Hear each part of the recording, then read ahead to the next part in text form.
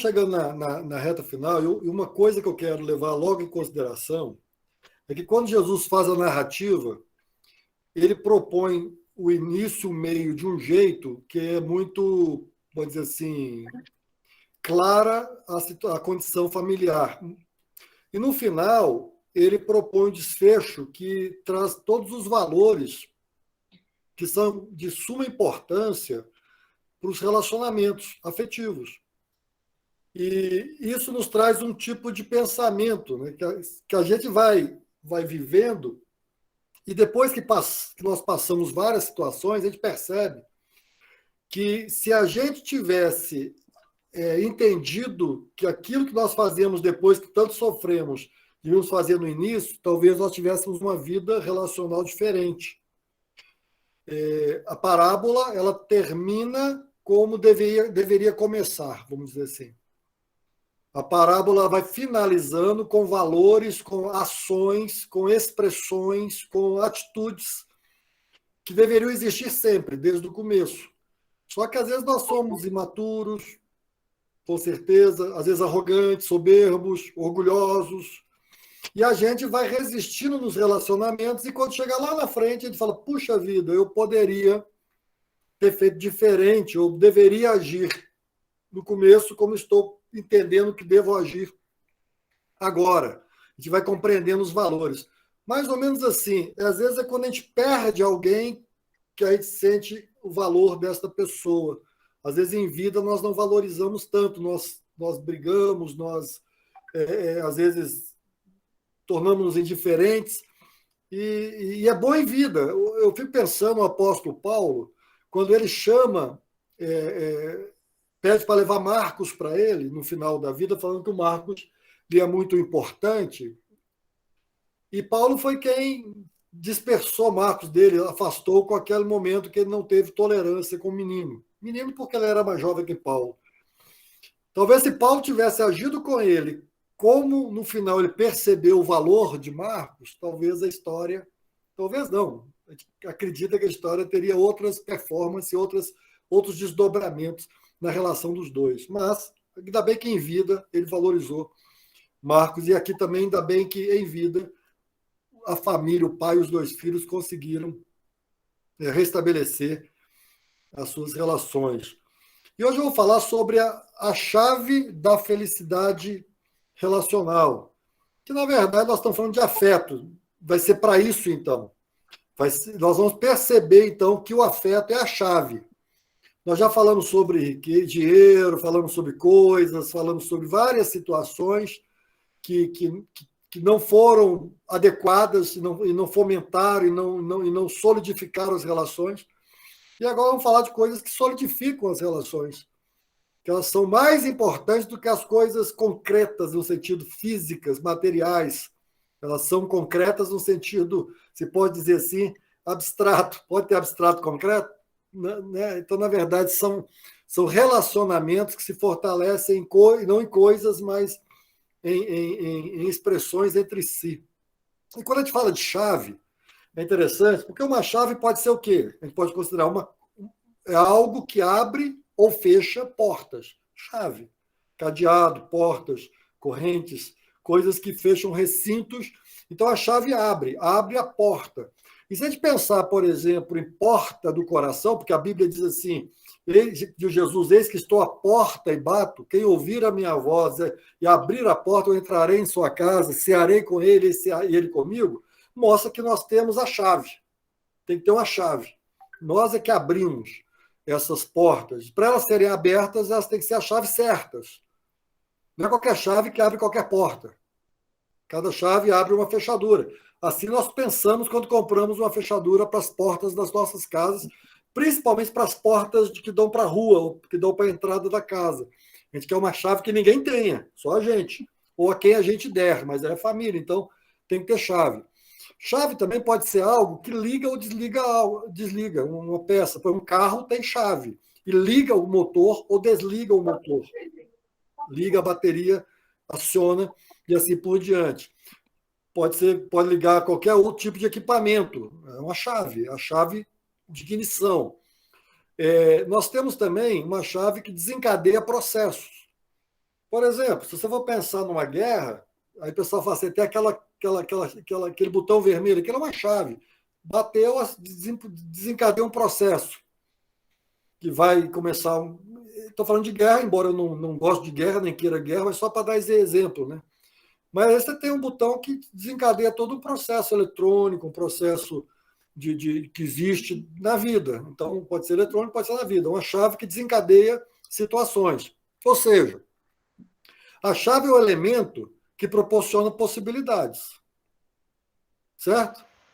Uma chave vai te dar possibilidades. E aí é que está a questão. De quê? Porque possibilidades tem coisas boas e coisas que não são tão boas. Possibilidades, são coisas que podem acontecer. Pode passar, Silvia, a outra. Então vamos lá. Qual é a chave que proporciona o desenvolvimento e a manutenção de bons relacionamentos ou relacionamentos saudáveis? Qual é a chave no nosso curso, na nossa história, na narrativa? A chave é afeto. E pensando em relacionamentos bons e saudáveis, nós podemos chamar relacionamentos bons e saudáveis de relacionamentos felizes. E eu falo por que da indagação, do questionamento? Porque a felicidade é é algo difícil de você delinear, concluir, finalizar numa teoria. Não dá. Felicidade são sensações, são sentimentos, são coisas internas, não são coisas externas. Então eu posso dizer que se eu tenho um relacionamento bom e saudável, não inerrante, não imperfeito, não que não tenha falhas, mas bom e saudável, a não entender por quê, eu posso dizer que esse relacionamento é um relacionamento feliz, ou uma felicidade relacional. Eu me sinto bem, eu me sinto agradável, eu me sinto confortável, eu me sinto com cumplicidade, eu me sinto envolvido, eu me sinto amigo, eu me sinto assim por diante. A gente vai vendo que a felicidade é algo que nos traz é o bem-estar que nós sentimos. Felicidade não é ausência de falhas, não é ausência de tensões, não é ausência de brigas ou desavença. A felicidade, apesar disso, nós conseguimos contornar, nós conseguimos conviver, nós conseguimos ter um relacionamento saudável. Parece que não, né? Mas é saudável, porque se a gente também não tiver discordância, não tiver nenhum tipo de tensão, não existe relacionamento sem isso. Quanto mais próximos, mais, porque somos diferentes. O relacionamento envolve pessoas do mesmo sangue, muitas vezes, mas ainda assim diferentes. Geneticamente, muitas coisas são passadas, né, para o outro, mas ainda assim há singularidades, há temperamentos diferentes, e assim, jeitos diferentes. Então, a gente tem que entender isso. Mas o relacionamento saudável consegue unir pessoas diferentes. E pessoas que vão discordar, não tem problema. Aliás, um relacionamento saudável aceita a discordância, não aceita o desrespeito. O relacionamento saudável aceita a diferença, o que não aceita é a afronta, é o abuso, é a intolerância. Que aí vai para qualquer relacionamento. Eu estou começando na família, mas isso aí vai para a praça. Como diz assim, se faz em casa, como diz, vai para a praça, né? O que é feito em casa vai para a praça. Então, a gente tem que entender que todos os relacionamentos precisam desse tipo de consciência e de atitude para que nós possamos ser felizes. Tá certo? A felicidade, você entendeu o meu ponto, vocês entenderam o meu ponto de felicidade, né? Não é que não vai ter falha, não vai ter problema, não vai ter tensão, não vai ter discórdia. Vai, mas a gente consegue resolver isso de maneira pacífica, ou de maneira tolerante, ou de maneira que a gente não ofenda, que a gente não abuse, que a gente não despreze, que a gente não haja com indiferença. Então, a gente pode chamar isso, dentro da afetividade, uma capacidade de relacionamento com diferentes. Vamos passar adiante?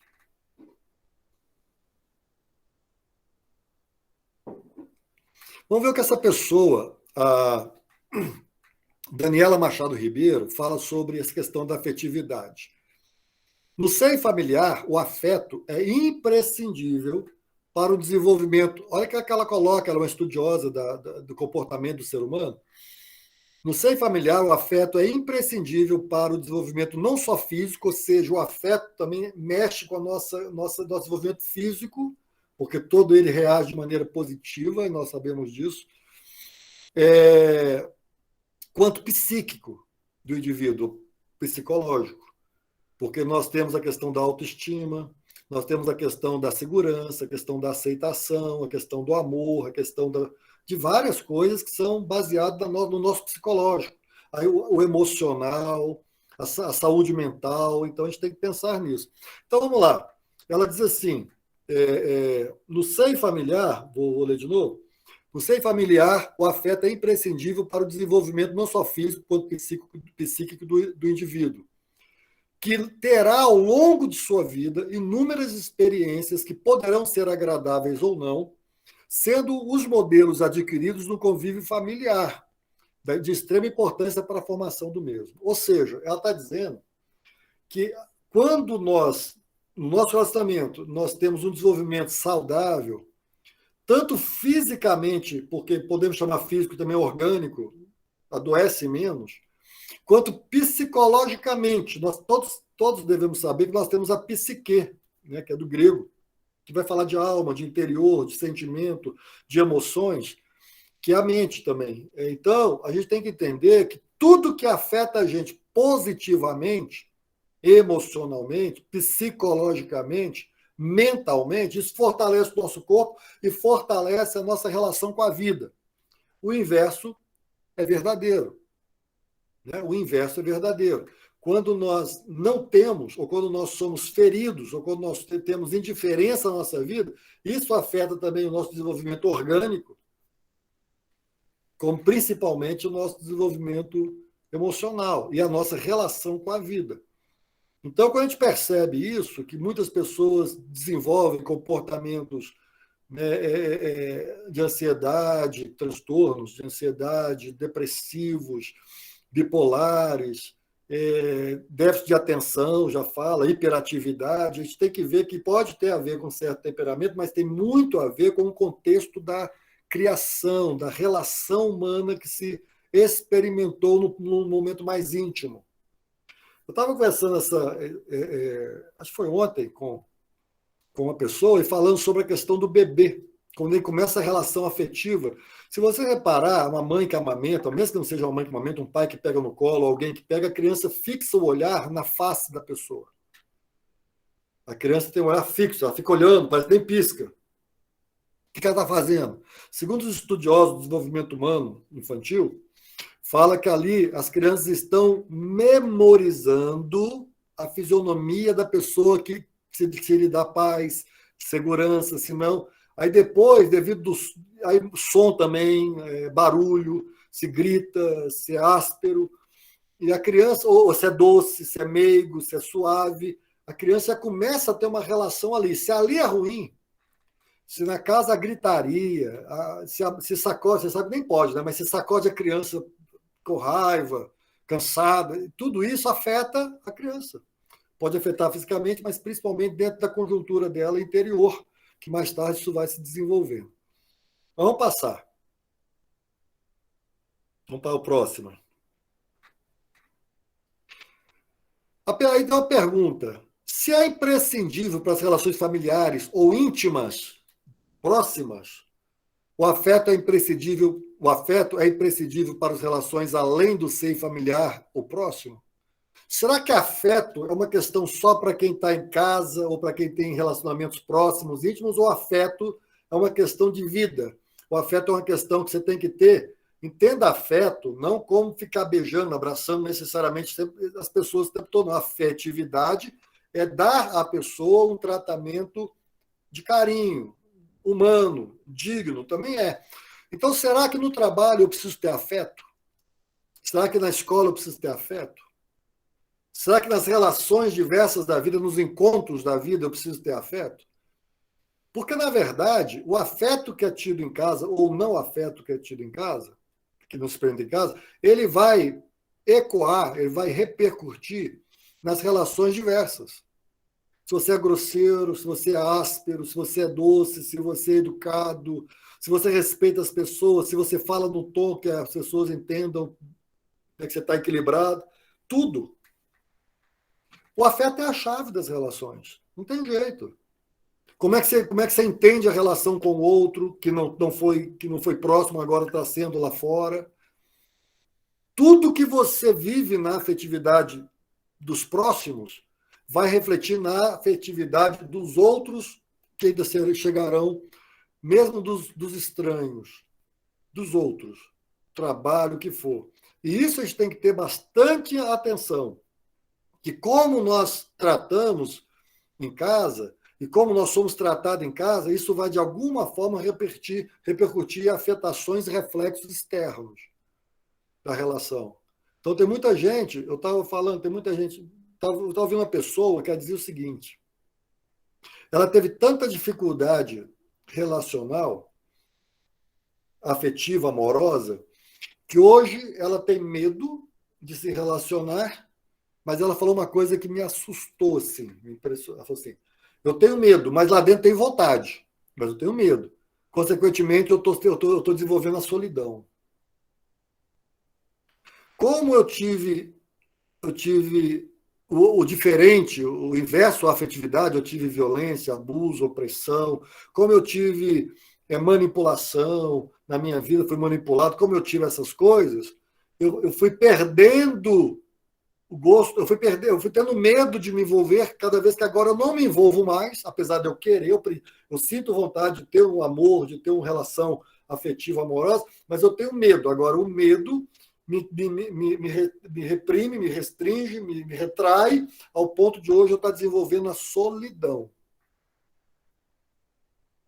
Viu como é que afeta? Não tem jeito, afeta. Então, é imprescindível em qualquer ambiente da vida, ou qualquer situação. O afeto é uma forma de agir em relação com a vida. Ser afetivo à vida, ou seja, ter afetividade com a vida, é você amar a vida, é você cuidar dela, é você viabilizá-la, é você trazer o bem-estar geral. Isso também é afeto. Porque é isso que as pessoas precisam sentir no afeto, é sentir-se bem. Se as pessoas se sentem bem ao seu lado, é porque você é uma pessoa afetiva, afetivamente bem resolvida, afetuosa. Se as pessoas se sentem mal perto de você, é porque elas sentem algum tipo de dificuldade com você.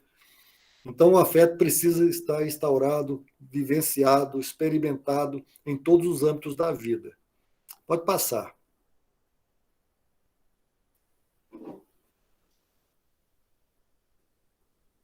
Vamos lá. Está pequeno aí, mas dá. Vamos pegar agora na parábola. É que eu falo, se fosse a parábola fosse lida de trás para frente, o final seria uma sequência, e não.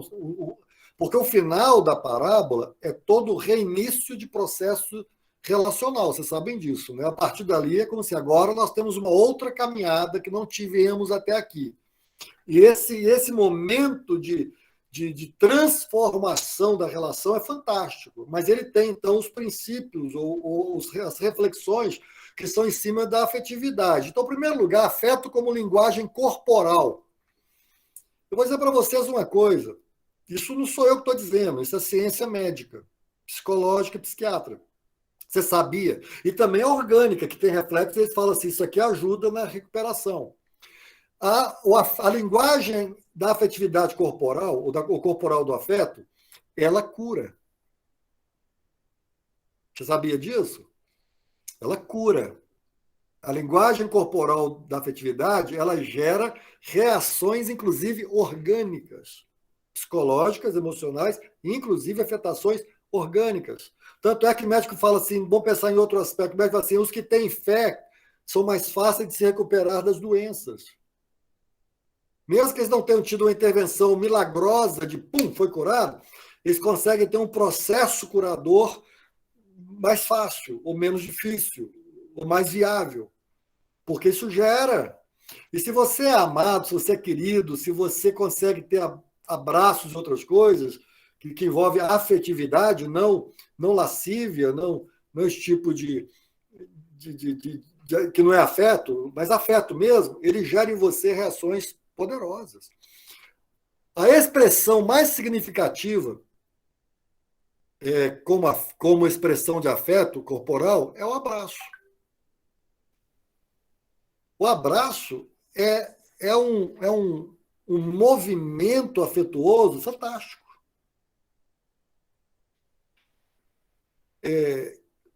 Consciente ou não, que eu coloco consciente ou não, você não sabe, mas, enfim, você abraçou. Consciente ou não, a primeira ação do pai, ali no caso, ao encontrar com o filho mais novo, qual foi? Que retornar foi o quê? Correr para ele e abraçar. O abraço demonstra quebra de barreiras.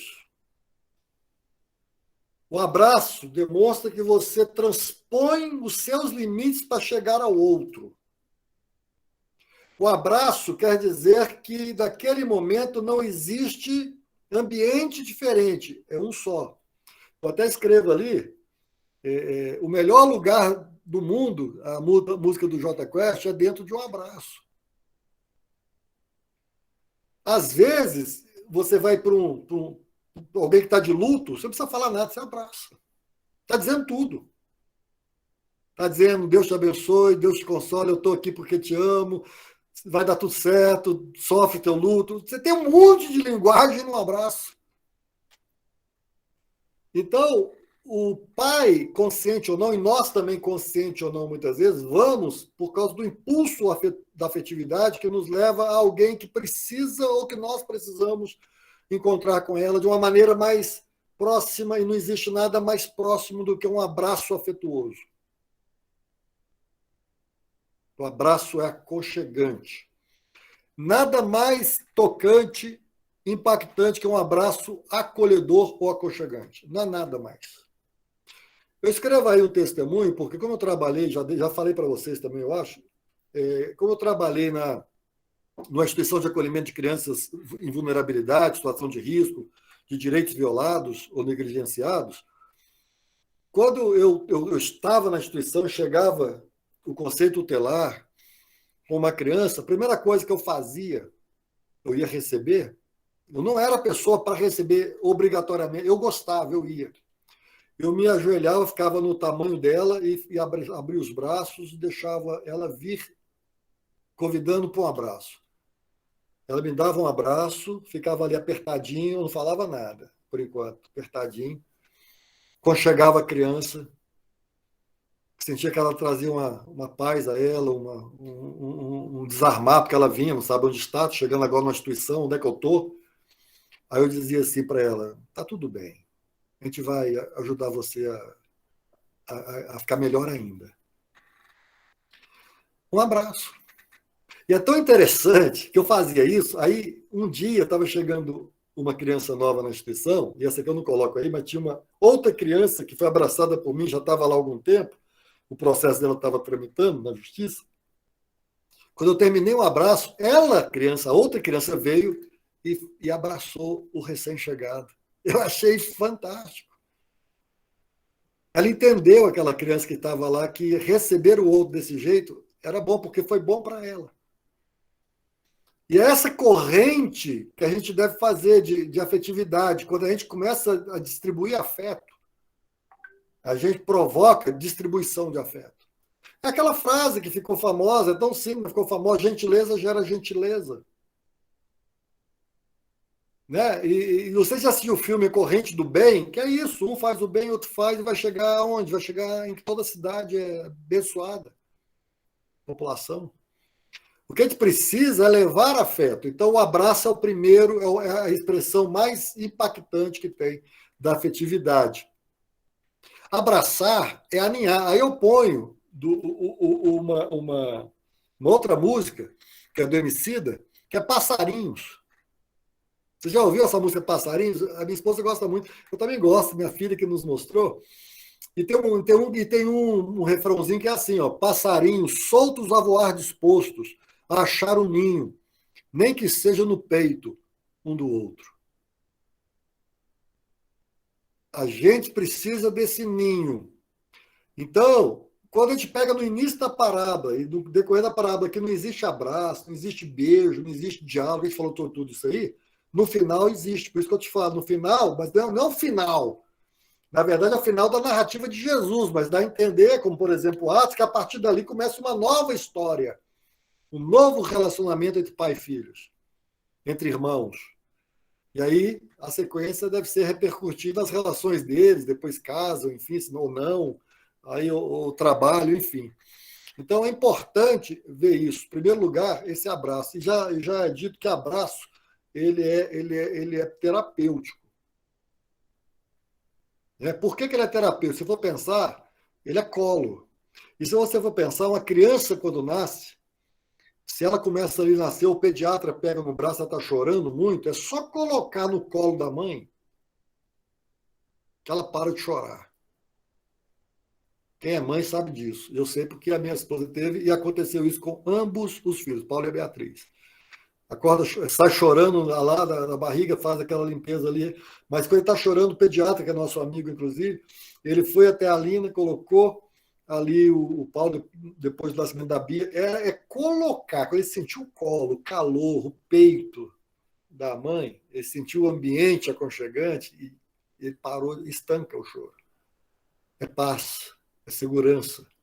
O abraço tem que ser paz, tem que ser segurança, tem que ser aconchego, tem que ser ninho, tem que ser o lugar onde se encontra a sua segurança emocional, tudo que você vive. Um abraço pode acolher. Vamos passar?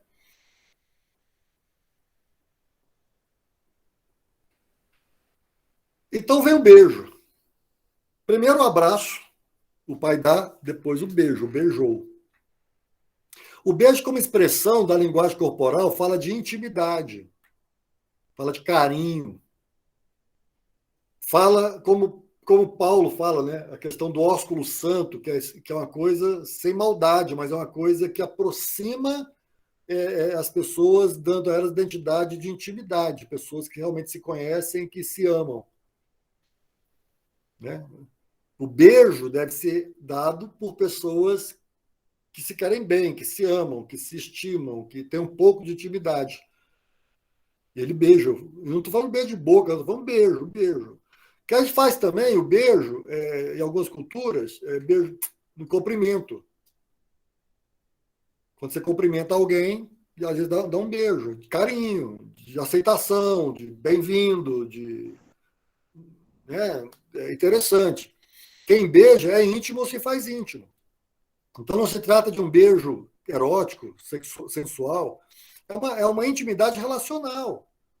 Como é o ósculo santo, que eu falei aqui, designando uma forma de expressão relacional dos cristãos. Tem muitas culturas, inclusive, já assistiu jogos de países diferentes, quando faz um gol, alguma coisa, vai lá e beija. A gente que acha estranho uns, para eles não é, para eles é sentido de amizade, de carinho. Então, a cultura do beijo é uma expressão de linguagem não erótica e sensual, é só um beijo, amizade. E erotiza quem tem a mente erotizada. Erotiza quem pensa só desse jeito, mas quem não pensa sabe que existe beijo que é amizade, que não é beijo sensual, e nem beijo erótico, nem beijo de relacionamento amoroso, no sentido de um relacionamento físico íntimo amoroso. É apenas um beijo de alma, um beijo de coração, um beijo de amizade, um beijo de carinho. Então, tem momentos que a linguagem corporal do afeto fala mais profundamente que qualquer palavra verbalizada. É interessante isso. A gente é muito de falar e às vezes, um gesto fala mais. E é interessante porque o pai, quando vai receber o filho, vai ao encontro do filho, ele não fala. Ele só fala depois. Ele nem fala para o filho no sentido de tentar traduzir o abraço e o beijo e o correr dele. Porque quando o filho vai falar, ele já está fazendo. Quando o filho vai colocar para fora o que ele ensaiou o caminho todo de volta, eu pequei contra ti, pequei contra. Fui mal, não sou dito de chamar de seu filho. O papai nem. O pai já foi logo abraçando, beijando e não quero ouvir, não é palavra. O pai falou muito mais, o filho desmontou-se. Quando o pai foi falar não para o filho no sentido objetivo, mas direto, mas indireto. Porque quando ele manda trazer a capa, é para o filho. Quando ele manda trazer a sandália, é para o filho. Quando ele manda trazer o anel, é para o filho. Quando ele manda matar o bezerro, é para o filho, para celebrar. Veja só quantas ações nos gestos foram feitas naquele momento. Então percebe-se, o pai entendeu que antes ele não falava muito, só falava o devidamente necessário conforme o pensamento comercial, relacional dele. Agora ele esbanja expressões afetuosas corporais. Incrível, né? Se a gente abraçasse mais, beijasse mais nesse sentido, tivesse mais expressões significativas para os relacionamentos, as palavras seriam desnecessárias em muitos momentos. Explicações são pouco necessárias quando já se propõe uma atitude, um gesto que já fala tudo. Já fala tudo. Então vamos passar adiante aí.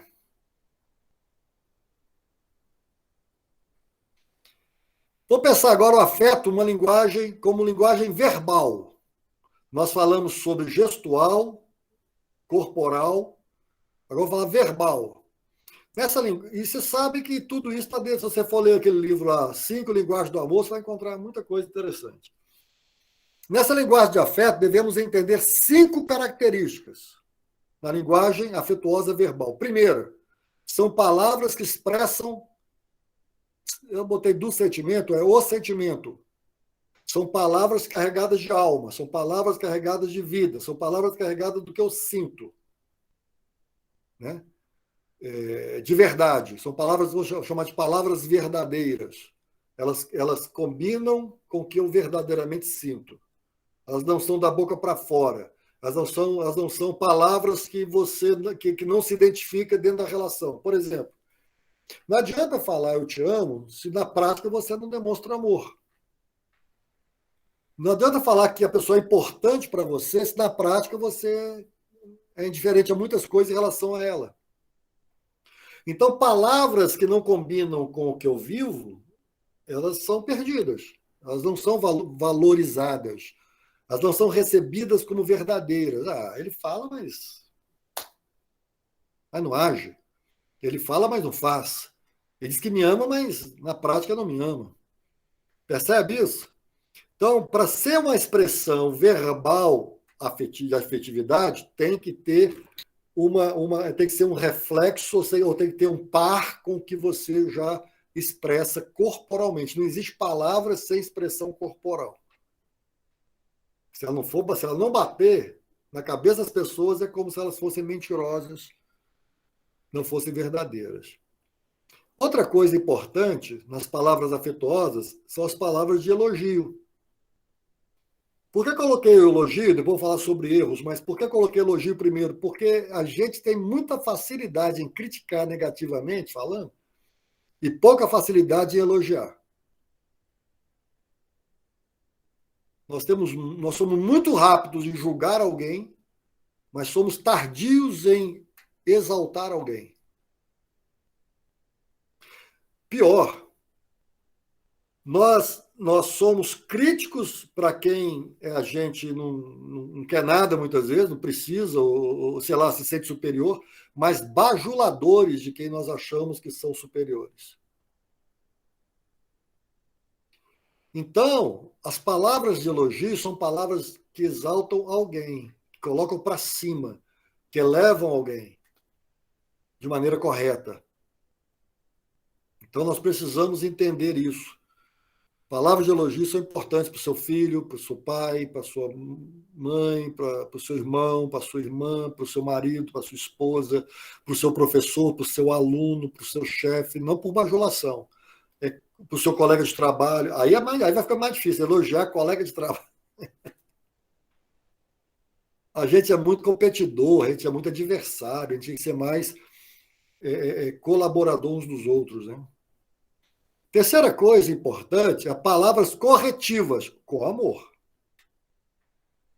Por que eu falo com amor? Porque o amor dá o peso certo à correção. Ele não extrapola, ele não abusa, ele não vai com força acima. Por isso que a gente tem muito cuidado, a gente trabalha com a defesa da criança, do adolescente, sobre a questão de bater. É porque quando está com raiva, às vezes a mão vai num peso maior do que devia. O número de ações de repressão vão mais do que deveria.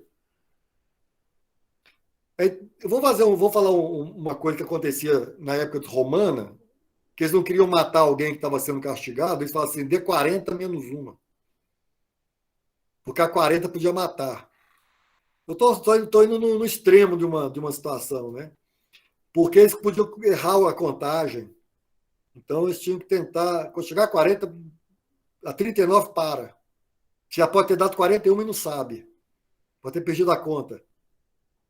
E a gente, quando corrige pessoas, às vezes a gente passa da conta. Então, corrigir com amor é buscar manter-se abaixo da conta. É 40 menos uma. Não chega a tanto. Não exagere. Não vá além.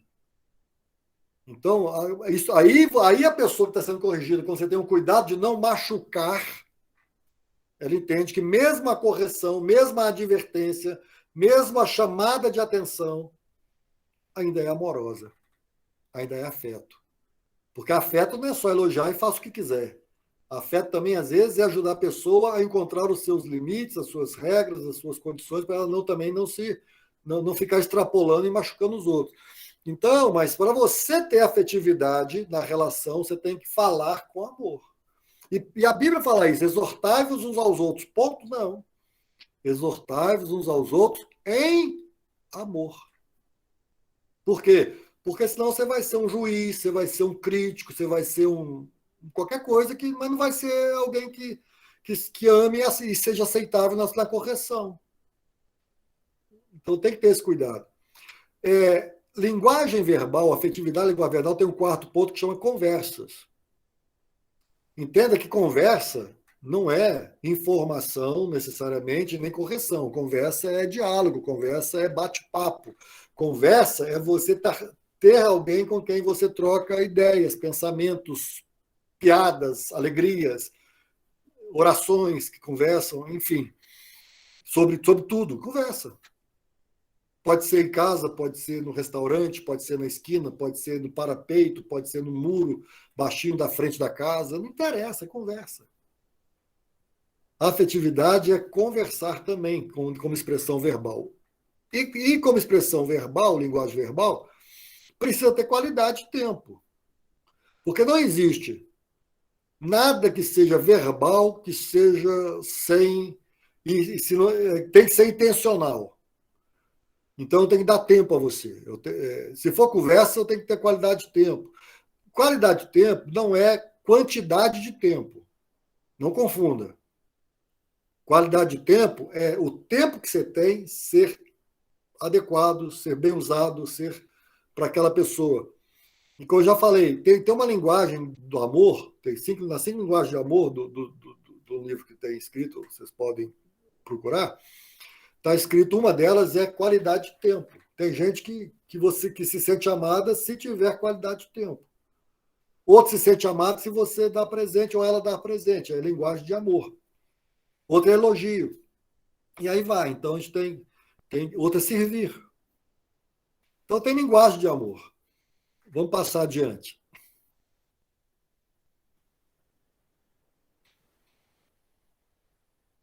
Então, quando a gente fala de chave da felicidade, é isso que nós estamos falando. Então, assim, palavras que expressam sentimento. Eu falei aquela hora que tem que ter sentimento.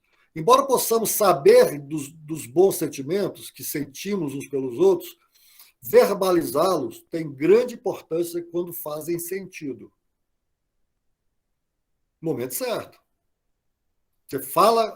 A palavra tem que ter o seu tempo de uso, o seu momento certo. Mas é importante que. Você sabe que eu sinto por você. Tá, mas diga. Por que não diz o que você sente por mim? Não, você sabe. Eu sei, mas é bom falar, é bom externar, é bom trazer isso no ambiente, à luz, é bom trazer isso no ar, é bom enriquecer os ambientes com palavras verdadeiras do que sentimos uns pelos outros. Aí eu falei sobre palavras de elogio. Palavra de elogio, especialmente quando tem o porquê, eleva a autoestima. O que eu quero dizer com isso? A pessoa faz algo naquela hora que merece, elogie. Daqui 10 anos, você fez aquilo, eu gostei, já não adianta.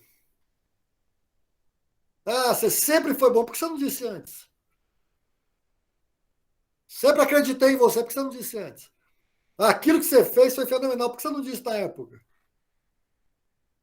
Então, mesmo a palavra de elogio, ela é boa, melhor ainda, ela é fresquinha, ela é quentinha, ela é saudavelmente bem-vinda quando tirou nota boa, já fala, fez uma coisa boa, já fala. É fantástico isso. Vibrar com a pessoa. A Bíblia diz: alegrai-vos com os que se alegram e chorai-vos com os que choram. Chorai com os que choram. O que é isso? É saber o tempo certo de estar lá. É mais alegrar que se alegra, esse momento de celebração, de vibração, de dizer. Então, naquele momento, ele coloca tudo sobre o filho, depois ele fala, ele estava morto, e reviveu, estava perdido e foi encontrado.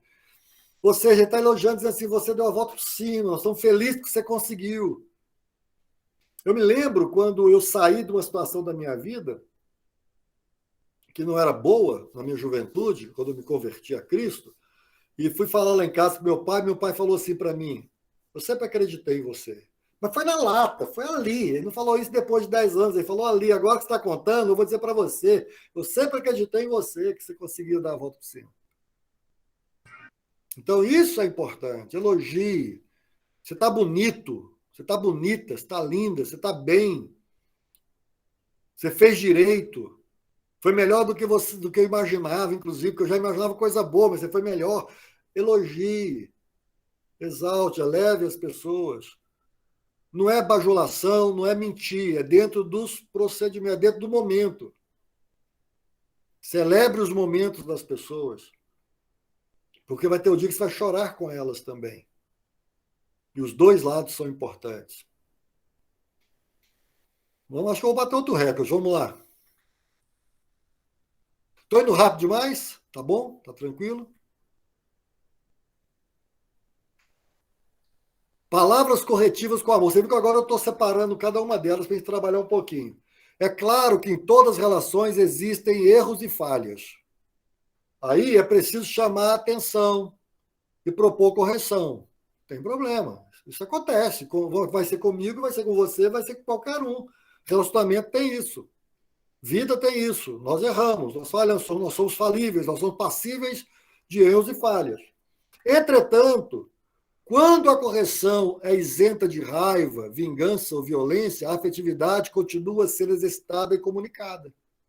Quando você não fala com raiva, sabe, com amargura, com uma vingança, quando você tira essas coisas ruins, aí você vai com graça, aí, querido, a correção é bem-vinda. O problema é que, às vezes, a gente se sente ferido, magoado, alguém errou, e a gente quer descontar. A gente quer machucar, a gente quer que a pessoa sinta um pouco, não, que conversa, não é assim não, tem que sentir. Não é você que julga isso. E não adianta ser assim, porque não vai trazer nenhum tipo de benefício. Vai só afastar. Então, quando a correção ela é isenta de raiva, de vingança, violência qualquer, a afetividade ganha o seu espaço, sendo exercitada e comunicada. Conversas, como eu falei, conversas, diálogos, bate-papos. Essa interatividade é uma expressão de linguagem verbal muito efetiva e relevante na demonstração de afeto. Porque amigos conversam. Porque pessoas que se gostam conversam. Porque pessoas que se querem bem conversam. Porque pessoas que estão perto e gostam de estar perto conversam. Então, uma família, assim, o relacionamento tem que ter isso. Qualquer relacionamento tem que ter conversa. Não existe só deveres e obrigações, existem prazeres nas relações. E um dos prazeres é sentar, tomar um café junto, bater um papo, comer um pãozinho de queijo mineiro, comer um cuscuz do Ceará, né? Comer uma tapioca, comer um peão, né? Peão, né? No Paraná, da pinha. Tanto cozido como for assadinho lá na fogueirinha, na chapa, para ser quebrado. Tomar um chimarrão no Rio Grande do Sul. No Paraná tem muito chimarrão também, tem muita cultura gaúcha lá também nesse sentido. É parar, tomar um sorvete, tomar água de coco, qualquer coisa. Não comer nada, sentar e conversar.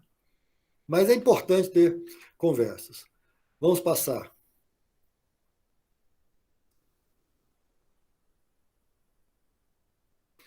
Tempo de qualidade é uma linguagem de amor. A expressão verbal de afeto, quanto às conversas, requer tempo de qualidade. Não se trata de quantas horas. Se trata de que, quando houver um momento de conversa, se esteja inteiro para ouvir falar. Estar inteiro significa estar envolvido, focado, atento à conversa. É conversar, eu estou aqui para você. Somos nós. Se chegar mais alguém que nós amamos, queremos bem, combinamos, amigos, você vem para cá e entra na conversa, mas a conversa está aqui na mesa. É um tempo de qualidade. Entendeu? É importante você ter tempo. Antigamente, hoje está menos, muito corrido, mas graças a Deus, na nossa casa, por muitos anos, hoje meu filho está em BH, mas por muitos anos, na hora do almoço, todo mundo sentava à mesa. Ah, não, não é nem obrigação, ficou um hábito, todo mundo gostava de sentar à mesa. Era um bater papo. Então, antigamente, por que comunhão? Por que a palavra comunhão, já falei isso aqui, vou repetir, ela significa comer junto, comer o pão junto. É isso. O tempo de qualidade é um tempo onde você come junto aquele tempo, ou come o que tiver que comer naquele tempo, que é essa relação de mesa, essa relação de sala, essa relação de ambiente de conversa. Pode ser a mesa da cozinha. Na casa do meu avô, você sabe onde é que ficava o quarto principal antigamente? Do lado da cozinha. A pessoa mais importante da casa, a dona, ficava perto da cozinha. E não sei se você sabe, as cozinhas eram grandes. Às vezes, o tamanho de um quarto. E as cozinhas tinham fogão a lenha. Conversa ao pé do fogão a lenha é deliciosa. No frio nem se fala. E você sabe que a coisa interessante no fogão a lenha é que tem um local da chapa, que é fora do fogo, mas fica quentinho, que você põe o bule de café, que hoje hoje você tem garrafa térmica, naquela época não tinha não, era bule. Deixava o bule ali, nunca esfriava o café, era só servindo de novo, repondo. Ou seja, esse hábito que eu estou chamando agora de simbólico lá de trás, ele devia continuar mesmo com a evolução, com a tecnologia, com os avanços, com a internet, com a virtualidade dos processos. Mas tem um momento de conversa, quem não gosta, gente? O hábito da conversa é muito agradável. Então, às vezes eu saio com a minha filha para caminhar, a gente vai conversando, é delicioso, a gente fala, eu conto coisas da minha vida, ela ouve, era tão legal, pois é, eu já assim. Conversa onde você conhece, viu? Conversa onde você conhece. E outra coisa, o pessoal vai para o bar, alguma coisa, quando bebe e estiver na conversa, aí que você vai conhecer, saber como é. Aí a pessoa bebendo é que ela vai falar muita coisa mesmo. Mas, brincadeiras à parte, a conversa é um momento onde você troca ideia e vai cada vez mais, se conhecendo um ao outro, porque ali se coloca sentimentos, pensamentos, ideias, risos, choros, lembranças. Conversa muito bom. Vamos para frente, estou terminando.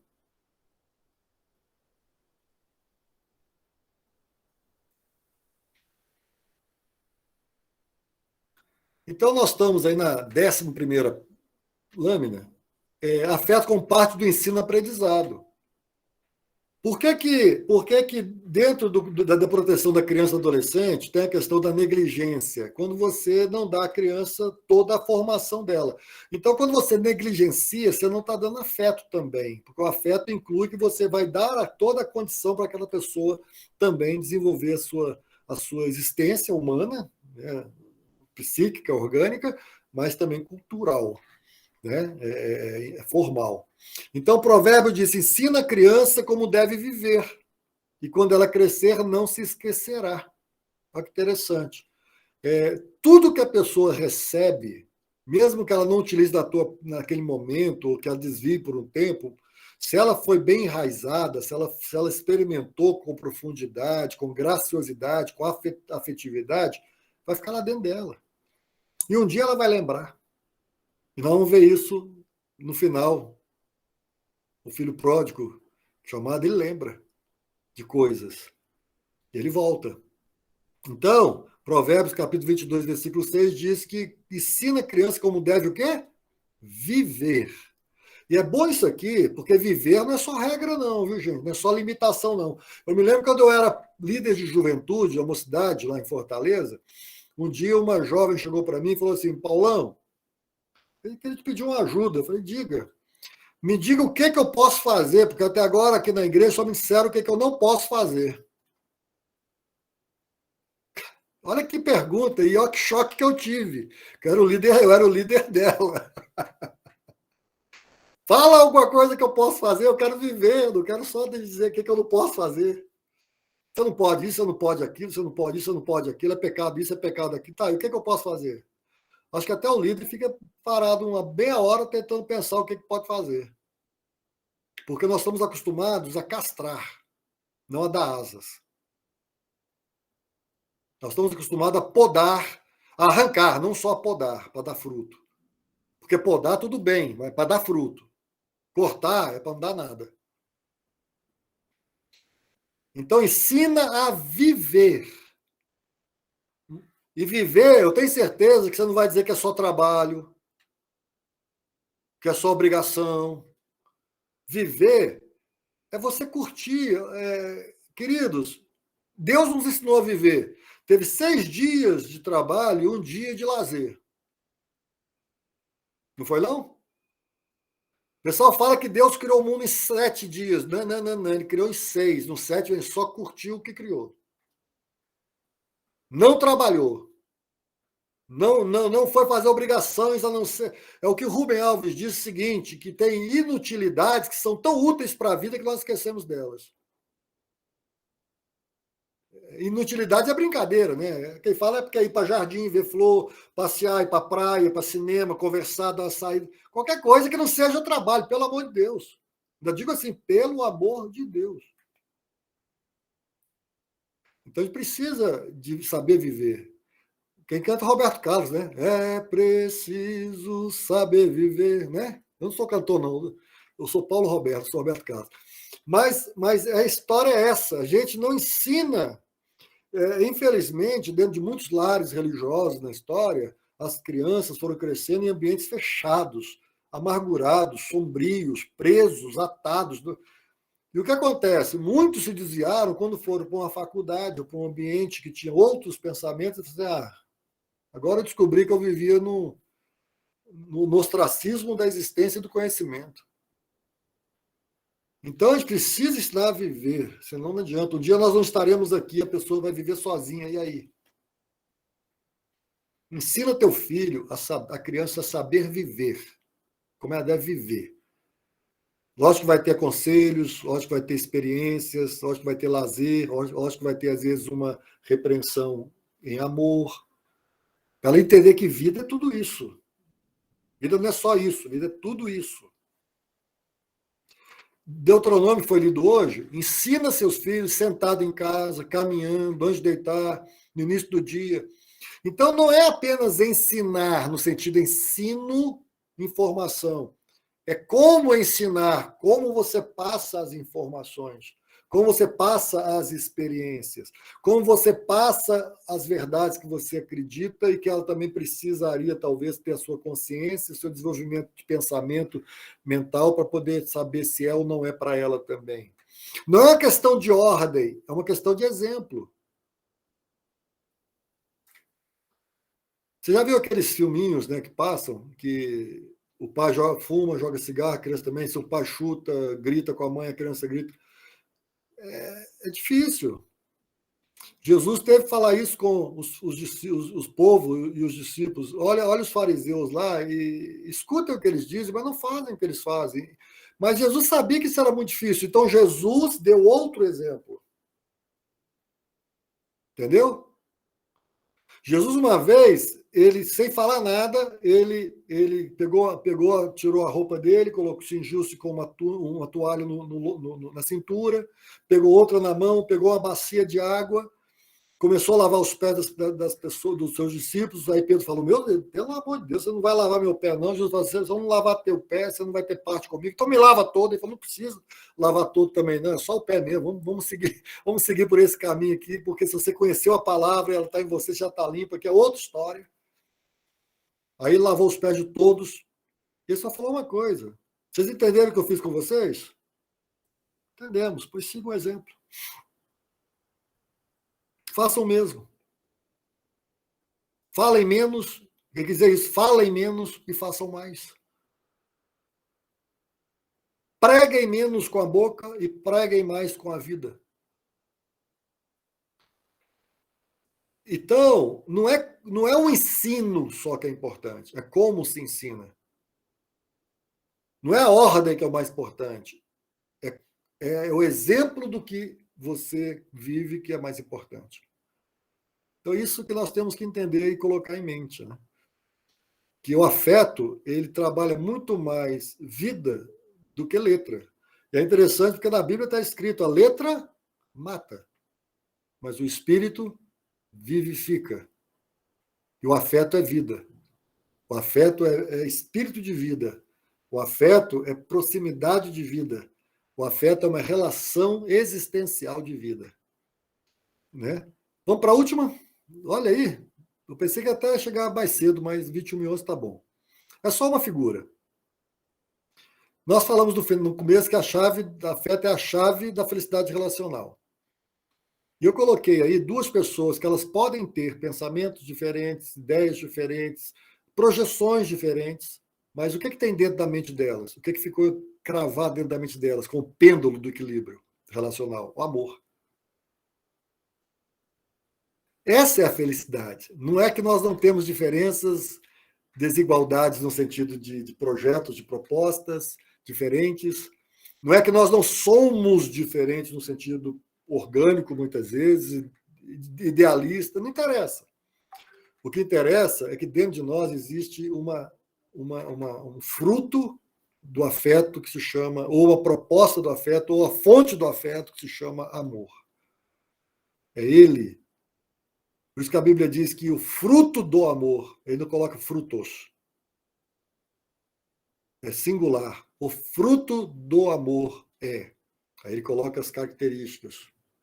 Porque quando você tem a base, quando você tem o eixo, o pêndulo, todo o corpo se equilibra. E para o relacionamento ser equilibrado, ele precisa de afeto. O afeto correto, o amor correto, porque aí ele não desequilibra. Mesmo nas tempestades, nas diferenças, nas tensões, o amor sempre vai dizer: não vai mais para lá, nem mais para cá. Fica no equilíbrio da relação. E aí é que é a felicidade, porque não existe relacionamento sem dor, sem choro. Rubem Alves dizia, eu falo Rubem Alves porque eu li muito Rubem Alves, ele é meu patrono da cadeira 56 da academia poética brasileira. Ele dizia assim, falecido Rubem Alves: quem amou e não sofreu, sofreu, mas nunca amou. Ele faz um jogo de palavras, porque quem amou e nunca sofreu, nunca amou. E esse é o sofrimento da vida humana, quando ele sofre sem amar. Quando ele diz que não sofre porque não amou. Porque, na verdade, quem ama vai sofrer, quem ama vai sentir, quem ama vai ter na sua intimidade situações que não são tão fáceis, mas o amor supera o sofrimento. O amor balanceia, o amor equilibra, né? A dor vem, muitas vezes, a luta vem, a angústia vem, às vezes a contrariedade vem, mas o amor proporciona alívio à dor. O amor proporciona alívio à tensão. Porque o amor ele não quer perder o objeto do seu amor. Ele quer crescer com o objeto do seu amor. Então, o afeto proporciona uma felicidade relacional. Porque ele coloca a base, que eu lembro que eu falei do lastro, da base, lá no começo. Vai daí. E como tinha essa base, quando chegou lá, o amor, ele trouxe toda uma recomposição. A gente vai falar no final sobre a restauração relacional no afeto. Vai ser a nossa última aula, eu acho, quarta-feira, né? E é fantástico você perceber que essas ações elas são poderosas na transformação. É o que a Bíblia chamaria, eu vou parafrasear assim, porque ela diz assim: transformai-vos pela renovação da vossa mente, para que experimenteis o bom, agradável e perfeito amor de Deus. Transformai-vos pelas ações afetuosas, para que haja uma renovação relacional e vocês possam desfrutar das verdadeiras experiências que a vida proporciona e dá às relações afetivas saudáveis, relações saudáveis.